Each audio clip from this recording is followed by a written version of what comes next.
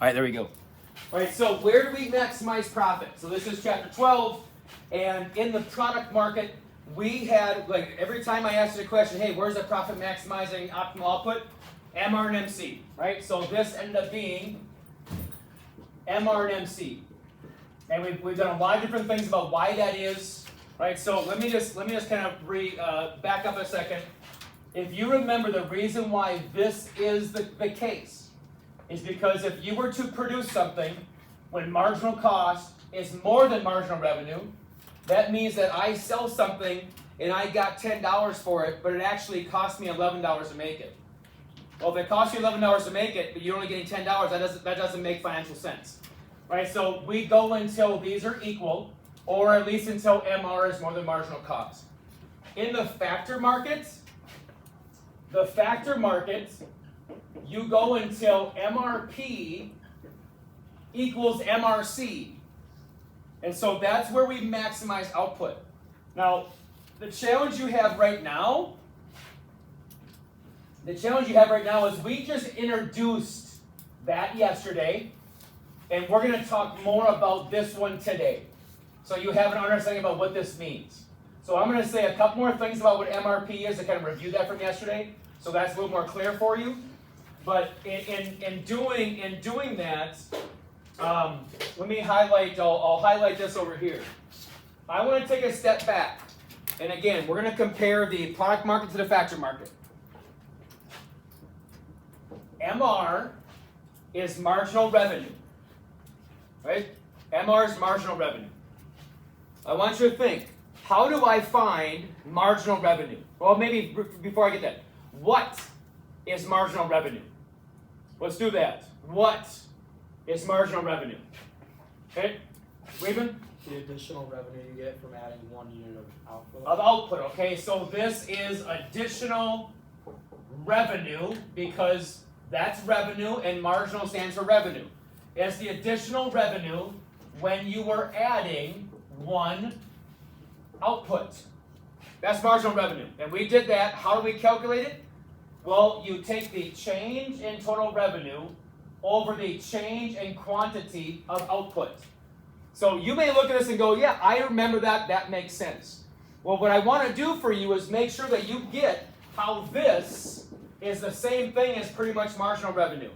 But you know how it's going to look. So MRP is the additional revenue when you add 1 input, such as labor. I think I'm going off the camera, right? But it's when you add, it's how much additional revenue do I get when I add 1 more input. That's just a bunch of words. What does that really mean to you? That means when I hire you, I want to know how much revenue are you generating for me. That's what this is. How much additional revenue are you generating when I actually employ someone? And so let me throw this out there. This marginal resource cost, I'm going to give you more details later on. What this stands for is, well, I'm going to go back into the same exact thing here. What's marginal cost? How about that? What's marginal cost? Avi, what's marginal cost? Additional cost compared to the previous unit. Okay, the additional cost when you add 1 more output. I want to know how much more did that 1 output cost me. That's what marginal cost is. And then we went until these 2 equal, and that's the optimal quantity. Based on what Avi just said, what's marginal resource cost? What's marginal resource cost? You see, what's marginal resource cost? If this is what marginal cost is, and remember, these 2, this one and this one, this has to do with the product market, like perfect competition, pure monopoly, oligopoly, monopolistic competition. So just so you're seeing that. And then these 2 have to do with the factor market. Okay, did I give you enough time to think about what an answer is? What marginal resource cost is? Input. This is the additional cost when you add one input, such as labor. Well, what does that mean? Well, marginal resource cost means if I'm gonna hire Ray on here, I want to know what is the actual additional cost to actually hire you. Now we are gonna look at how sometimes that's gonna be the wage, and sometimes it's actually gonna cost me more to hire you. It's gonna cost me more than just the wage I'm paying you. So right now we're not even going down that path. We'll get there later on.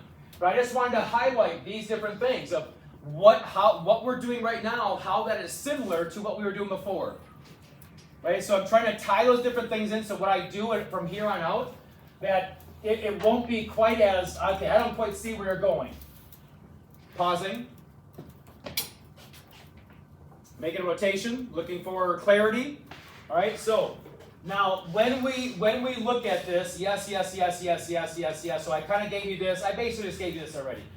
All right, so the marginal resource cost, I guess I'll give this down here, is just your change in cost over the change in quantity of input. Right, so just so you kind of get this piece down here. That's how we calculate it. I just gave you this, that was kind of given to you over here. The additional cost added to total cost by adding one more resource unit, which is labor. Right, so that's just kind of a review of what that piece is. And if we go through and look at, I'm going to skip that for now. All right, so we're going to use this MRP and MRC. Remember, we're going to maximize output when we calculate these. Okay, so you have, I think, this table somewhere in here. And what I want you to do is I want you to think about this. And so I'm going to have you calculate some problems in a few minutes. But we're going to see first how do we actually have to solve it first with the MRP and MRC. This is, and can you just correct me, Liz, did you guys have this image on your thing? Right, okay, good. So this, would you please write MRP on here? That column, it says VMPL. I am so sorry that economists can't agree on what terms to call things. VMPL stands for value of the marginal product of labor. It's the same exact thing as MRP. And it's horribly unfair for you that something that says MRP is the same thing as VMPL. But it's pretty much the same thing. All right, so just so you see that that's what this MRP is. You can see it's downward sloping. From yesterday we talked about the MRP is downward sloping because of diminishing marginal returns. Right? So diminishing marginal returns. If I was to tell you that the marginal resource cost, or in this case, well, I'll just say the marginal resource cost is $20. Okay, the MRC is $20. And this, and I'll ask is you have these two questions, I think, in your notes. If it says, should you employ one more worker if you are currently employing 3 at a wage of $200? So we are employing 3.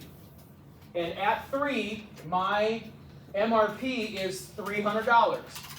Is it advantageous for a business to employ the 4th person if your new MRP is $260 and that's how much revenue is being generated and it costs you $200?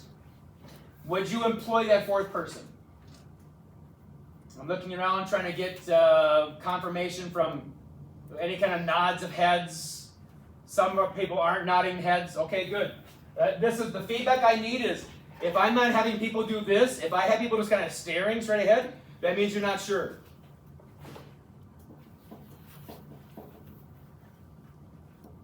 Okay, remember we just did this. We maximize output. We're going to hire. How many people we're hiring is based on MRP equals MRC. So if this MRP is $260 and the MRC is $200, would that be a good deal for me if this represents the amount of revenue that I bring in and this is the amount of cost it costs for me to employ you? Okay, now, can you give me some just slightly, you don't have to like go, amen! You just give me a little slight little, yep, okay, that's good. All right, so that's fine. Does it make sense for us to hire? So it makes sense for us to do 4. Okay, good. Does it make sense for us to do 5? Okay, I'll give you 5 seconds, 10 seconds to figure that out. I'm just going to look for slight movement of the head this way, or just a dead stare ahead, okay? So again, does this make sense to do 5? Okay, yep. Good. I was really hoping someone was going to yell amen for that one. That's all right. So that makes sense. All right, let's go to the next piece. Does it make sense for you? Because at 5, what this was at 5, 220. This is 220, and that's 200. And now the next one is at 6. Whoops. Okay, does it make sense for you to hire 6? Okay, looking for head nods. Okay, no. Evie, why does it not make sense at 6? It's costing you more. Because it costs you more than the actual revenue that you're bringing in. Right? Amen. Thank you. Beautiful. Okay, good. Right, so you get the picture of when you see this. This is how you read this. We did this many, many times when you had a marginal revenue column and you had a marginal cost column. We're doing the same exact thing here. You're trying to find out, it doesn't make sense for me to do this if my costs outweigh that. That's the big picture. In a few minutes, in about 10 minutes, I'm going to kind of help you understand how do I calculate this stuff, because that's the hard part. But this is more important than understanding how to calculate something. All right, so good job. All right, so let's go away from that, and let's go. And I know I didn't answer the last question, but anything else that makes sense there would be great. I thought I was being really clever in how I was asking this question, second period, and someone pointed out to me that the answer to the question that I have that I want to ask is actually on here. And it's actually listed right in your notes as well. I asked the question, let's see if you can figure it out, this first period couldn't. If this is, I want to ask, this labor, these people are actually making a product in either, and let's see, I think that this is on page 4. So again, I apologize, we're kind of bumping around. These people, these laborers, are making a product in either a perfectly competitive or an imperfectly competitive market. And so I'll give you 15, 20 seconds to either A, see if you can figure it out because of the data that I've given you. You can use this information, or you can use the actual words that I've written on the notes in the board to probably get your answer. So 15, 20 seconds. See if you can figure that out. While I erase this.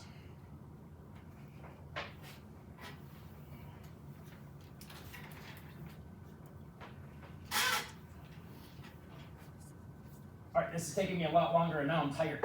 These markers are really hard to get off. Whew. Now I'm tired. Okay, anyone figured it out?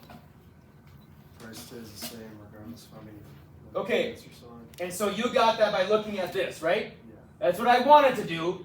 Did anyone figure it out? Because here it says PC. Congratulations, you solved the cube. Because this data is showing the product price being the same, that means that, oh, hey, wait a minute, in perfect competition in the product market, it would look like this. Because remember, the demand curve and marginal revenue is perfectly constant. So what we're talking about is the actual laborers that are making this thing. That's what we're talking about here.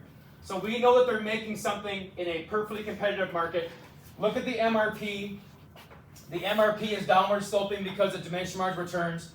But this is the big piece that will help you do the activity. This is what I did not do periods 1 and 2. So I'm hoping that it will help.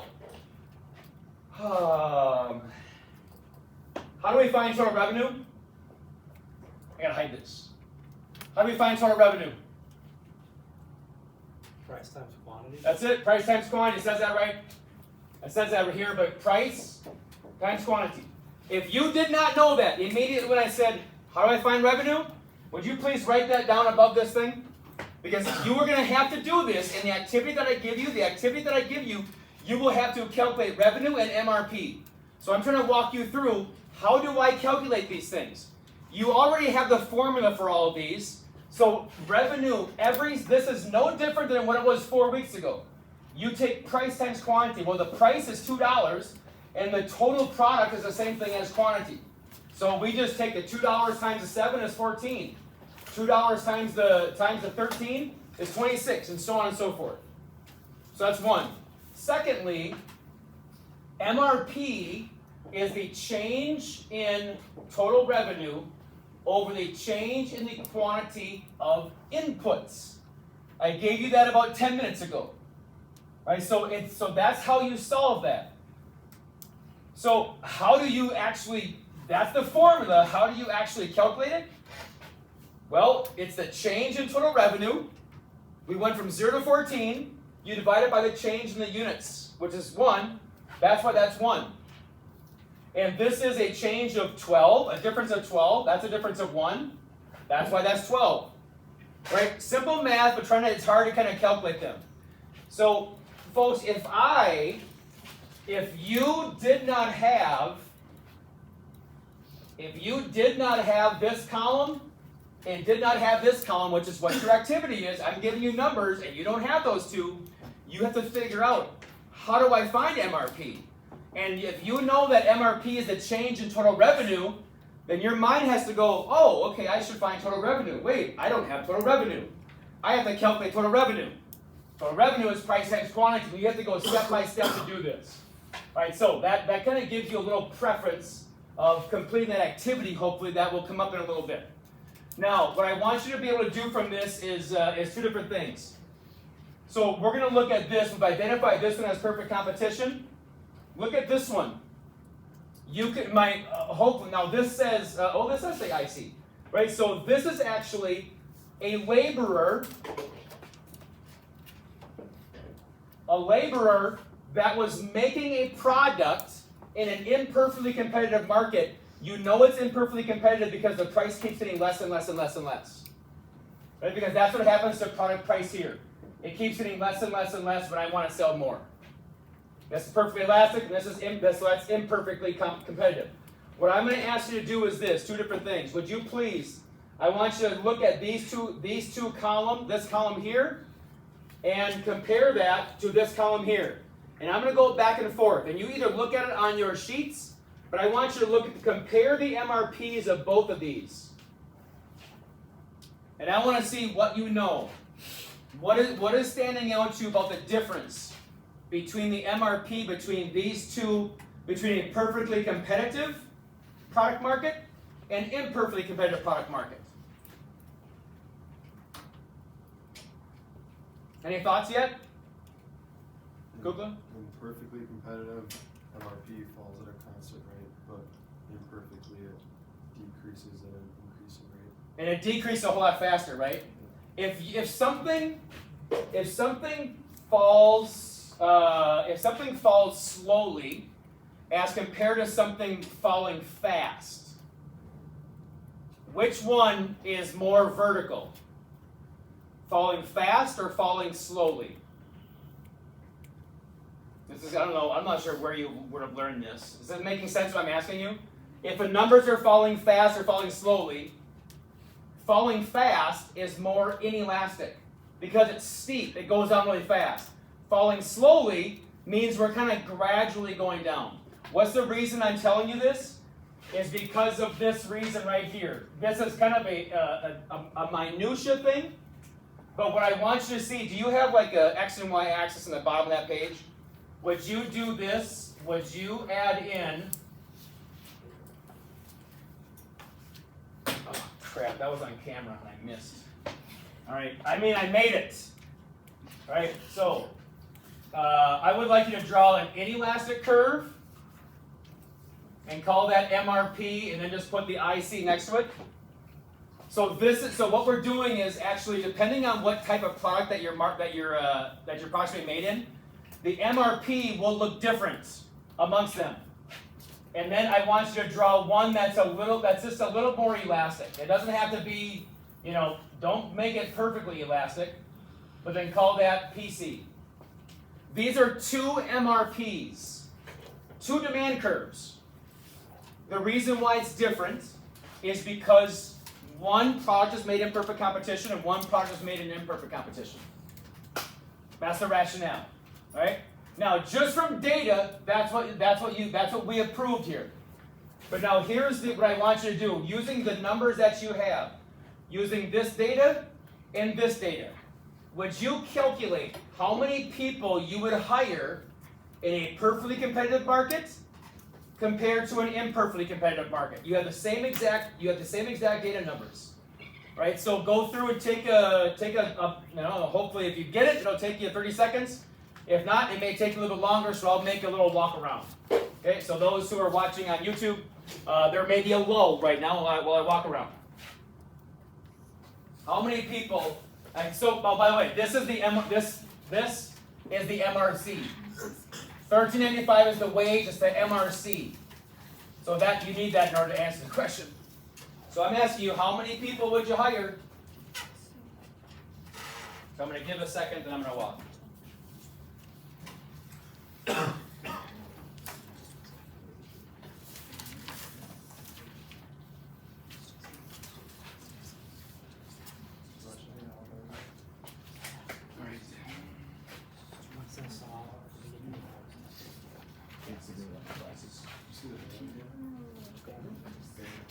Oh, yeah. It's like they were up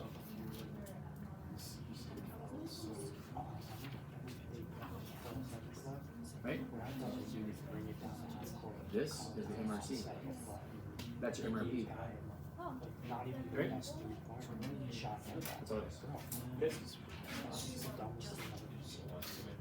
You get this? Okay, I need numbers. I need to see that you understand this. So let me get it going. You got a few seconds. Yeah.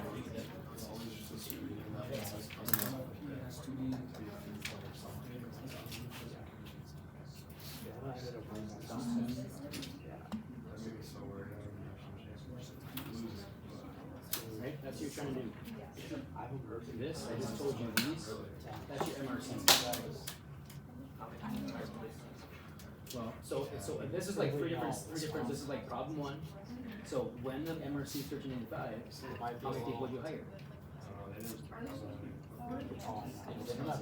100%. Exactly. Yep. You should do that.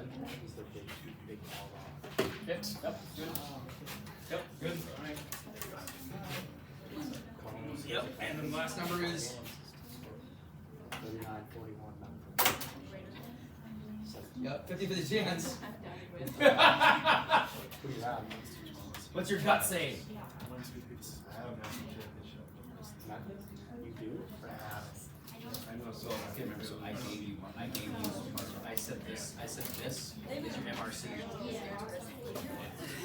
So you don't have to find this because I told you these numbers are your. What you're trying to do here is find MRC. I actually gave you MRC, and so now you're just. Yeah. That's like you, Utah, like, why do they ever do Utah? Yes. Like, I learned last year to never Nice. Okay. Colorado State chocolate. Geniuses. Geniuses. Geniuses. Geniuses.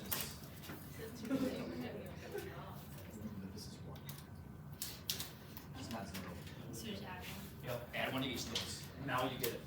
Yeah. So that if you go like going from 0 to 1. This here is 0. Yes, because there is no revenue at 0. So yes. Yep. Yes. That's right. That's right. Oh, you're right. That's right. That's right. First half.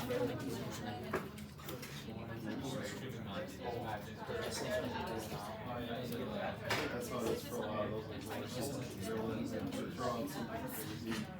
First half, so they keep doing it. That's what margin resource cards. That's so random. It's in what we do. I looked at it this morning. I thought it'd be like So which one makes sense? Which one makes sense? Exactly, just one. And now it's the same thing with the price when the weight goes down. Yes. Remember that this is one, not zero. Okay? Yep. Yes. All right, good. Nice job. All right, I'm back. All right, so what you had, so here's where it got some people tripped up, is you had to remember that this is where your MRP equals MRC. And then what I also had to remind people of these numbers represented your MRC. It doesn't say that here. I actually just told you verbally, but some of you missed that. Once you know these are MRC, then a couple people just said, oh, all I have to do is compare those two? Yep. And so then you're like, oh, boom, boom, boom, and you got it right. So it's a matter of kind of understanding what we're doing here. All right, so here's what a conclusion is. You hire 1, 2, 3 workers here, and then here you hire 1, 2, and 2 workers. The conclusion is, if you are hiring labor, and that labor is making quantity, and I'm going to give you the words here in a minute. If you're hiring labor and that labor is helping you make something, a product in a perfectly competitive market, like perfect competition, compared to monopolistic competition, you are going to employ more workers in the perfectly competitive one, because this is 3, and this is 2. You are going to employ more workers there than you will here. That's like a big conclusion of the first 20 minutes. Now you may look at this and go, well, that was kind of easy, kind of getting there and figuring that out. What are some other things that would actually lead me to this? Well, you're going to probably be disappointed with me in about 2 minutes. One is we could actually use the elasticity of demand for our MRPs, because if I was maybe this is a little bit too elastic. If I was to do this, and typically we're going to produce, let's say maybe down here, if this is my marginal resource cost, because of the elasticities of demand, it's actually showing me that the quantity is higher in perfect competition than imperfect competition. So we could have gotten there by the MRPs here. You could have done math, or this is where the disappointment will come in. Okay, so get ready. Some of you will say, I will never get that 20 minutes back in my life. How about if I would have asked you this question here? If this is a perfect competition, and this is the quantity that an imperfectly competitive firm produces, and this is the quantity that the perfectly competitive firm produces. Perfect competition produces a greater quantity than imperfect competition. So if perfect competition makes more units of something, what do they need more of? They need more people to make it. So if I would have started with this and said, I'm going to save us 20 minutes, you could have made that conclusion from this and say, oh, well, because perfect competition typically has a greater quantity, well, they need more people. Well, what I had to do for 20 minutes, I had to kind of lead you to say, well, this is how we calculate it. This is how you had to solve this here. I need you to prove it. We had to see what the elasticities are here.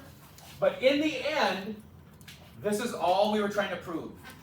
I mean, I could have asked you that a week and a half ago and you would have gotten the right answer, right? But now you kind of see the economic rationale behind why it is, instead of just kind of taking the my words for it. So if we look at, I'm going to skip through a couple of these different things. These are the conclusion pieces. So I'm gonna let you, and I've already talked about all of these. I've talked about each of these pieces. I'm just going to leave this here.